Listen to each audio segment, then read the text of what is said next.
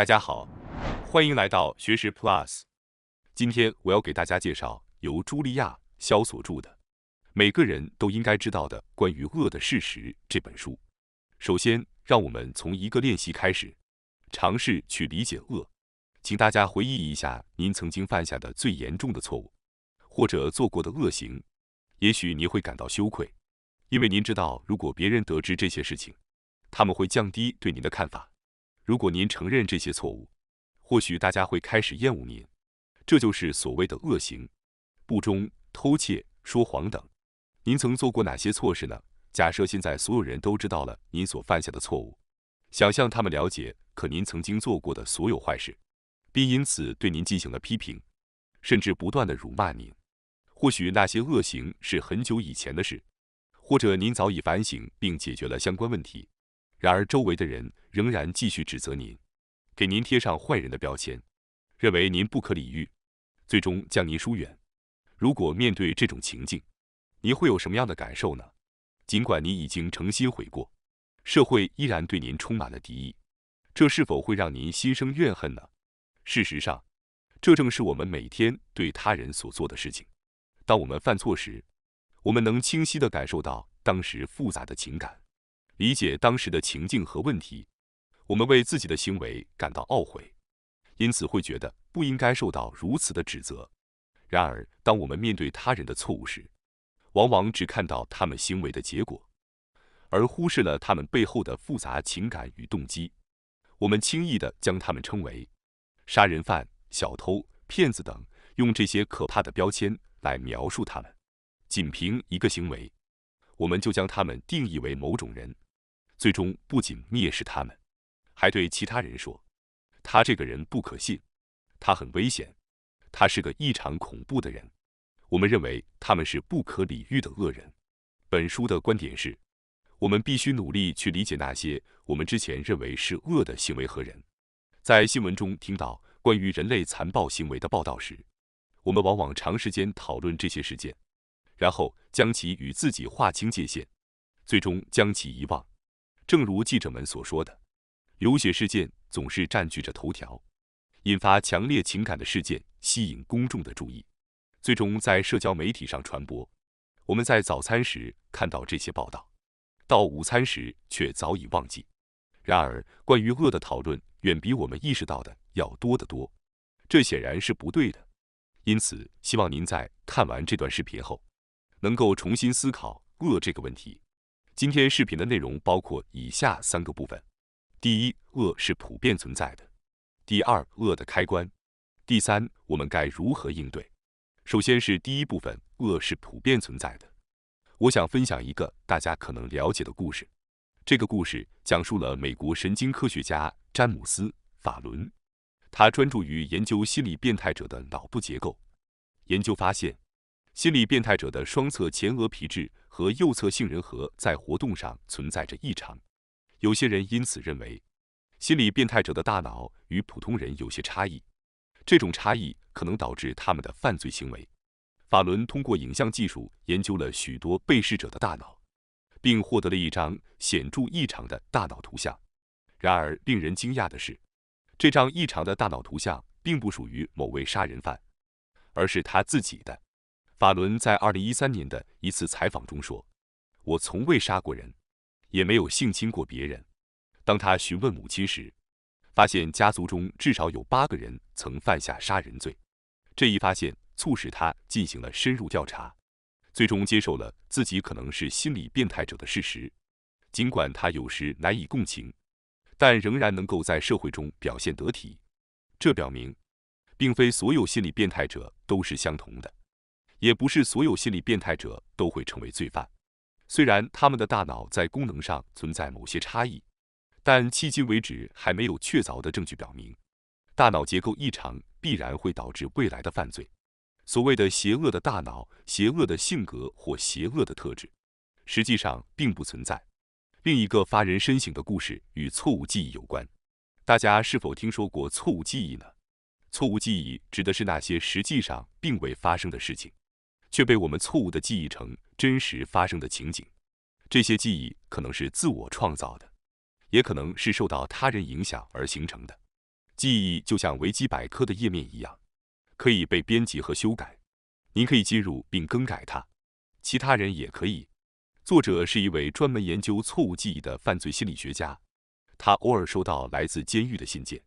在2017年初，他收到了一个来自监狱的信件，寄信者因杀死年迈的父亲而入狱。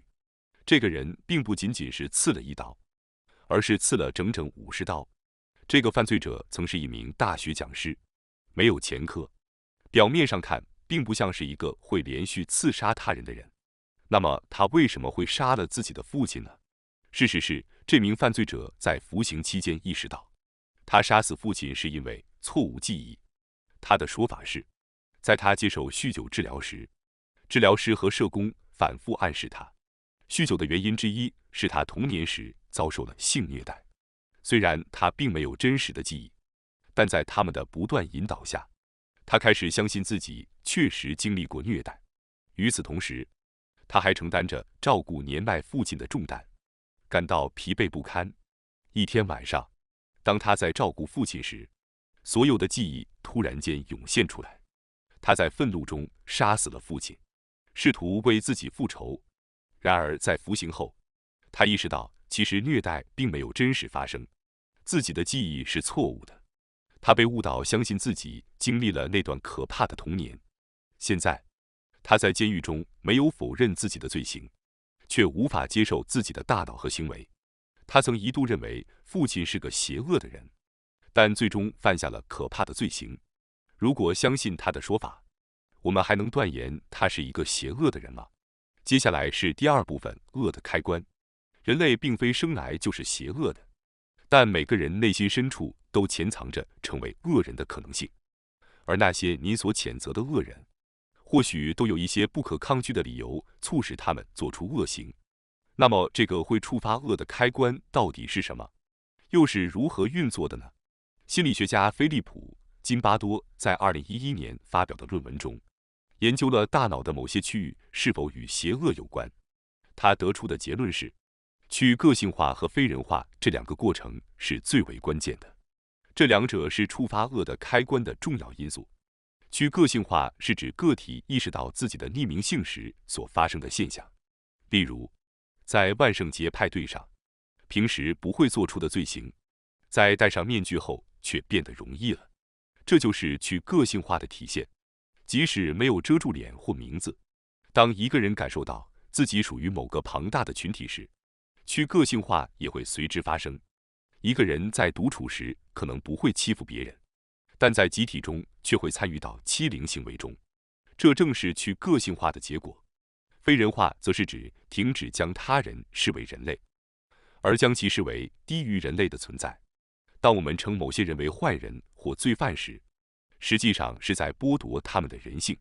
通过将世界划分为好人和坏人两个阵营，我们不仅会非人化对方，还会给他们贴上简单化的标签。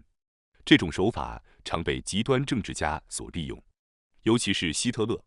希特勒在大肆宣传犹太人是劣等种族时，正是利用了非人化的策略。非人化的一个典型例子是，希特勒将犹太人比作劣等种族，甚至将其比作野兽、害虫或疾病，以此激发民众的仇恨情绪。即使在现代社会，这种策略依然屡见不鲜，在政治领域尤其常见，且对人们有着强大的吸引力。此外，本书还讲述了一个服从心理的经典案例：德国纳粹的一位高官艾希曼，他曾负责犹太人的大屠杀计划。然而，令人震惊的是，艾希曼并不是我们想象中的邪恶魔鬼，而是一个普通人。他辩解说，自己只是在服从命令，并未意识到自己正在执行大屠杀。事实上，艾希曼并非是被恶魔驱动的坏人，而只是一个普通的青年，却参与了如此可怕的暴行。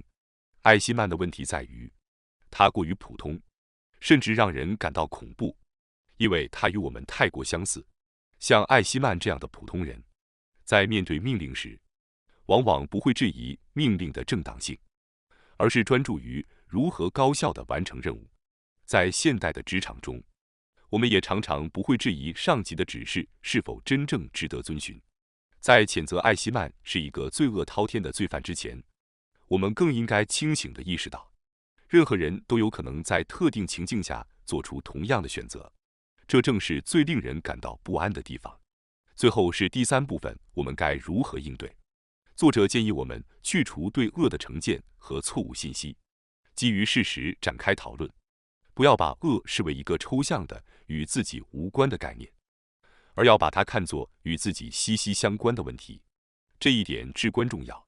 在本质上，恶并不是一个绝对存在的概念，而是主观的。一些在您看来很正常的事情，可能在他人眼中却是不可接受的。您认为毫无疑问是恶的事情，别人未必会如此看待。正如哲学家尼采所言，恶只有在有人将某件事情视为恶的时候才会存在，而这一存在的瞬间也可能在认知改变的那一刻消失。正如一句话所说，在某人眼中是恐怖分子的人，可能在另一个人眼中是自由战士。因此，我们不能轻易地给恶贴上标签。性解放对某些人来说是自由，对另一些人来说却是堕落。某些人梦寐以求的工作，可能在他人眼中是万恶的根源。人类的本性既不是绝对的善，也不是绝对的恶。推动人们作恶的因素与促使人们为社会贡献的动机实质上是相同的。例如，打破规则的行为有时会推动生产力的提升，因为这种行为与跳出常规思维的方式十分相似，两者都体现了不被规则束缚的感觉。正是这种创新精神催生了现代医学、科技与文明，但同时也带来了有毒的化合物和核武器。巨大的利益与巨大的灾难源于相同的人性。偏离规范和规则，可能让您成为恶人，但也可能让您成为英雄。比如，一个在学校里违抗规则，站出来保护朋友、对抗霸凌的孩子，或是一个违抗杀害平民命令的士兵，他们都是不守规则的英雄。既然每个人都有可能成为恶，那么每个人也都有可能成为英雄。最后，我想引用作者的结语，作为今天讨论的总结。请大家不要轻易将某人、某事或某个行为贴上邪恶的标签，这样做的话，你会忽视其中深藏的意义。相反，请思考那些难以思考的事情，讨论那些难以讨论的话题，解释那些难以解释的现象，因为只有这样，您才能阻止那些别人认为无法阻止的事情发生。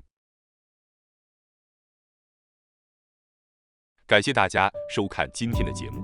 如果你喜欢我们分享的内容，记得点赞、订阅并开启小铃铛通知，第一时间获取我们的更新。在下次的节目中，我们将继续为大家分享更多有益的内容。再次感谢大家的支持，我们下期再见。